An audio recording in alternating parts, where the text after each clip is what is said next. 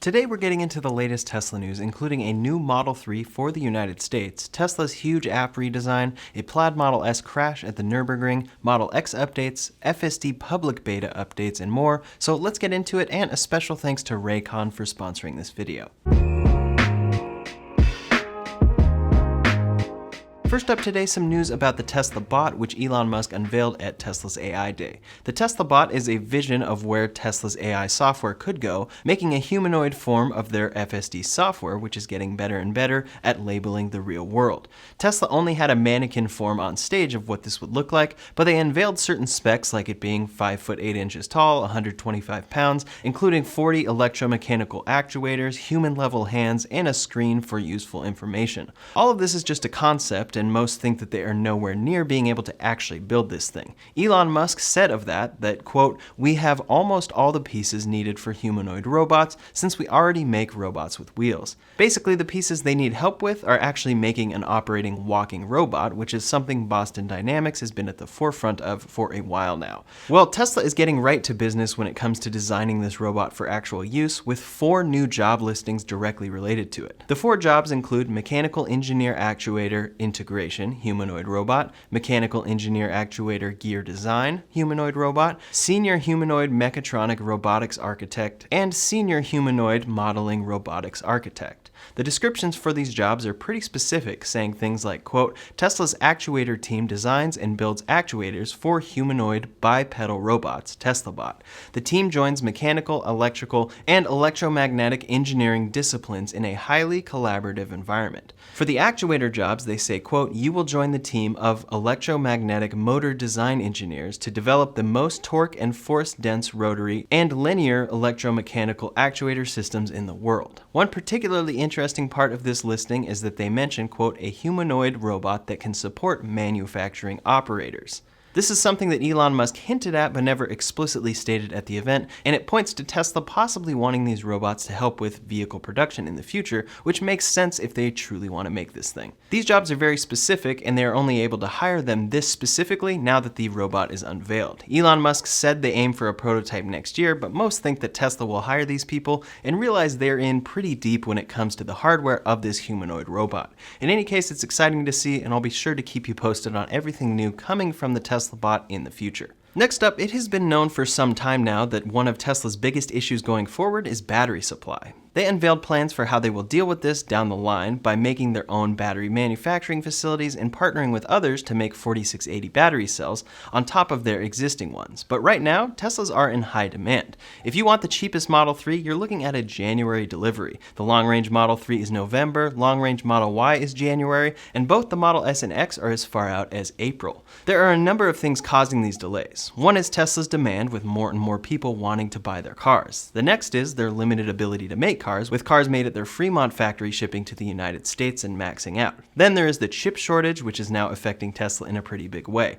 The one thing that people have somewhat forgotten about is battery supply, and now Tesla is doing something about that by introducing a new version of the Model 3 for the United States. For people who have orders of a standard range Model 3, Tesla just sent out this note, quote, "We are contacting you about your Model 3 Standard Range Plus, currently estimated for delivery near the end of the year. We'd like to offer you the opportunity to receive your car even sooner. Due to limited supply and strong customer demand, we are introducing the Model 3 Standard Range Plus battery pack, which we already released in Europe and Asia to North America. This battery has a range of 253 miles estimated. If you are interested in taking delivery as early as September, please visit our inventory page and search for Model 3 Standard Range Plus vehicles. If you choose to order one, your original order fee can be applied to the purchase price of your vehicle upon delivery. We will continue adding inventory on a rolling basis." So there's a lot to figure out here, because Tesla called this the same product, but clearly there is a big difference. The Standard Range Plus Model 3 has an EPA estimated range of 263 miles. Apparently this new Model 3 includes a slightly different battery pack that gets 253 miles, 10 miles less. The reason for this is that these packs are something Tesla has already introduced in other markets, their batteries using LFP chemistry. That stands for lithium iron phosphate, and replaces the chemistry used in US Teslas until now, comprised of nickel, cobalt, aluminum. LFP batteries come with a couple of downsides, like being more sensitive to temperature and offering less range, but Tesla has been using LFP cells in the Model 3 over in China since early 2020. It allows them to not be supply constrained and make more battery packs as a whole to sell more cars. However, there are still some advantages to this car, and Elon Musk specifically talked about them on Twitter. For normal battery packs made until these, it is usually recommended to charge only to 80 or 90% for daily driving needs. This is best for the battery pack long term and doesn't put as much strain on them. 100% is recommended only for long road trips. According to Elon Musk, quote, "Our intent with this pack is that product experience is roughly equivalent between nickel and iron. I'd personally slightly opt for iron pack, as it wants to be charged to 100%, whereas nickel prefers around 90%. Right there, he is saying that these new LFP cells, even though they get slightly worse range, actually like being charged to 100%, so you don't have to always charge to 80 or 90. Instead, you can access full range all the time with no concern as to straining the battery long term. So far, Tesla is handling this by putting these cars in inventory and not just changing people's orders, which is good because it is a big change, and Elon Musk said he'd only slightly opt for this different pack chemistry. If you want your Tesla sooner than January though, this seems like a great option that shouldn't have too much downside. I think many people buying this Standard Range Plus Model 3 may end up choosing this option. The range difference isn't that drastic, and it should allow people to take delivery much faster. So far, there is no evidence that these are made in China cars, but rumors say that these battery cells are made in China and imported for these vehicles. The car is made at Fremont and just has a different battery pack chemistry. That same rumor also says that the Standard Range Model Y will use these same battery packs in the United States starting on October 1st, which could mean that the much sought after Standard Range Model Y is on its way after being canceled. We'll talk more about that in a minute, but first, it really seems like Tesla is doing a gradual transition to LFP battery cells to their entire standard range lineup.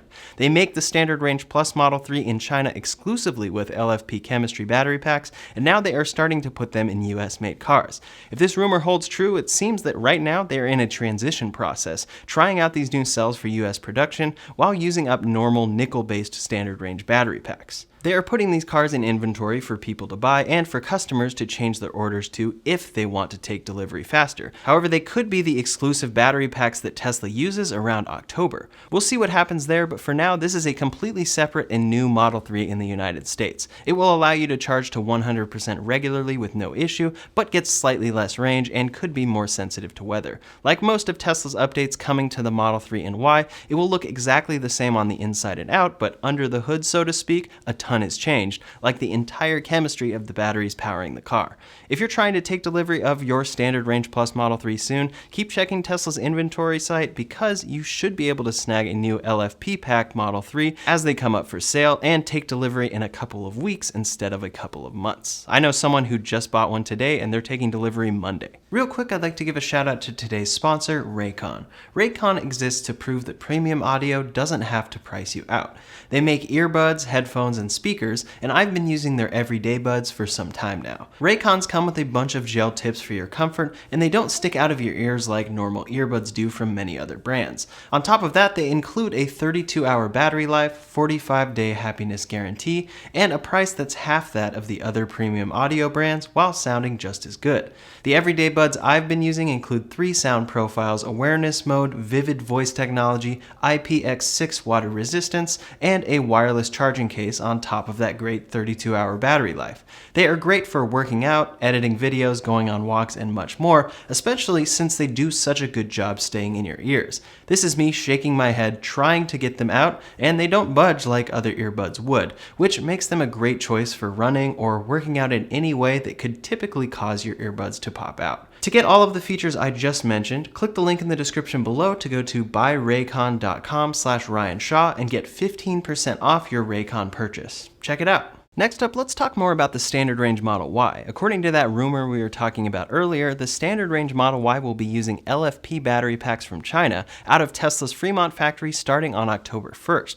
This would be the reintroduction of that car for the United States after Tesla canceled it here, but Tesla just introduced that car over in China. They have taken orders of it for some time now, but they just began first deliveries, saying, quote, "On October 26th, the first Tesla Model Y Standard Range version was delivered in Beijing.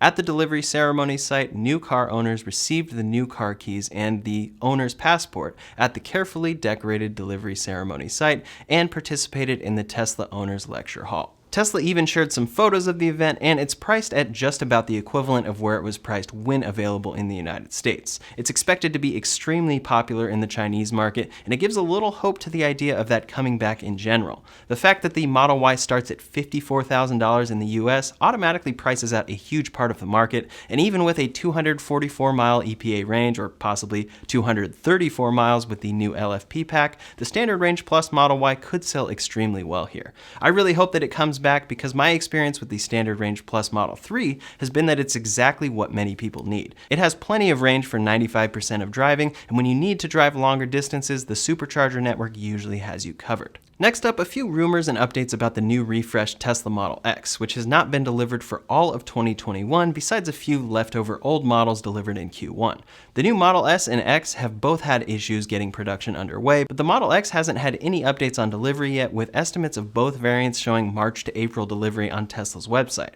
The Model X now starts at a whopping $100,000 for the long-range model, and the Plaid model comes in at $20,000 more for $120,000.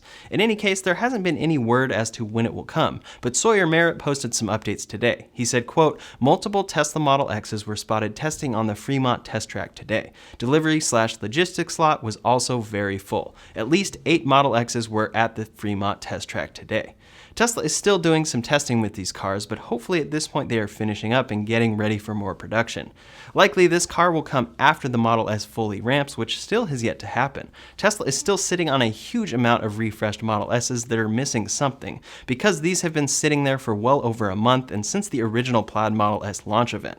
According to Sawyer Merritt, these are missing chips, so it seems that with both the Model S and X refreshes, Tesla is having the most trouble getting chips. They are navigating things well with the Model 3 and Y, but the refreshed models with an updated PS5 level GPU are having the most issues, whether or not that upgrade is directly related or not. For the Plaid Model S, many models popped up in Tesla's inventory a few days ago all around the country. Overall, none of them had white interior, and most of them sold in just a couple of days. They likely popped up because Tesla is having a hard time getting white interiors. All but one of these that I saw didn't have white interior, and now if you configure a Model S on Tesla's website, black or cream interior shows January to February, whereas white interior shows March to April. All of the issues preventing these already built Model S's from getting delivered are more than likely happening to the Model X as well, since they're built on the same platform, which is why none have been delivered yet. They probably want to clear out the lot before making any cars with chips that go in both. Hopefully the Model X comes soon, and Sawyer Merritt is predicting Q4. I personally wouldn't be surprised if first deliveries don't occur until next year, but I'm hoping for earlier. Next up, Tesla just completely revamped their app, and overall it comes with some huge improvements to user experience. First, the app has an all-new design that works much better than the previous version. Everything is much quicker and nothing has to load before you can click it. Before, in order to start climate controls remotely, you had to wait for the app to load, sync with your car, and then the button would pop up for you to press. Now you can press the button and it will do all of that on its own time. It holds the command until the car is connected fully and then turns on climate controls. The app also includes widget support for iOS, which is something people have wanted for a while now. The Tesla shop is built right into the app for any accessories you'd like to purchase, and managing multiple cars is far better than before. Before you'd swipe to another car, it would disconnect from the other one and then load up the new one you swiped to. If you walked up to that car but the wrong one happened to be selected in the app, you had to open the app, swipe over, and then it would unlock. Now it will unlock all in your account by walking up to them if you enable it, which is a huge improvement. Overall, this is a great update, but I'd still love to see things like charging scheduling, customizable trunk buttons on the home screen for people who don't always want to open their frunk, and a few other things come to the app soon. Users have also complained that their car has a white interior, but the render is black. Not a huge deal, but small details that Tesla could get correct with VINs and info that is already in people's accounts. Next up, speaking of Tesla software, the biggest piece of Tesla's software going forward in their cars will be full self-driving, something that has been promised for a long time now. The latest beta available to beta testers only is version 9.2, which Elon said is, quote, actually not great in my opinion, but Autopilot/AI team is rallying to improve as fast as possible. Elon followed that up saying, quote, just drove FSD beta 9.3 from Pasadena to LAX, much improved. This is exciting, but says nothing about when the general public will receive these updates. Well, now Elon Musk has given another timeline, but definitely take it with a grain of salt. Regarding the public release of FSD, Elon Musk said, quote, we should be there with beta 10, which goes out a week from Friday. No point to release this week. It will have a completely retrained neural network, so it will need another few weeks after that for tuning and bug fixes. Best guess is public beta button in around 4 weeks. This public beta button would mean that it still isn't just downloaded to everyone's cars who have FSD. It would be somewhere in settings that users actively seek out and know they are agreeing to, since it will still be a beta that needs work. It won't be full self-driving with no interventions like is their goal. However, it will be very exciting for those wanting to test it out if Tesla truly makes this timeline. His tweet includes the words should as well as best guess and around 4 weeks, so there is a lot of wiggle room as to this timeline, but hopefully it means that they are close to something releasable, and it could come within the next couple months to anyone who wants it. Regardless of what it truly ends up bringing to customers this year, the full self-driving beta is getting very impressive, and they showed some new footage of it handling tough city street situations very well at AI Day. It still has a long way to go, but hopefully anyone who wants it will be able to get it later this year. Last up today, a quick story about the Plaid Model S. The Plaid Model S has continued to break records, and one particular track time Tesla is always working on is the legendary Nurburgring track.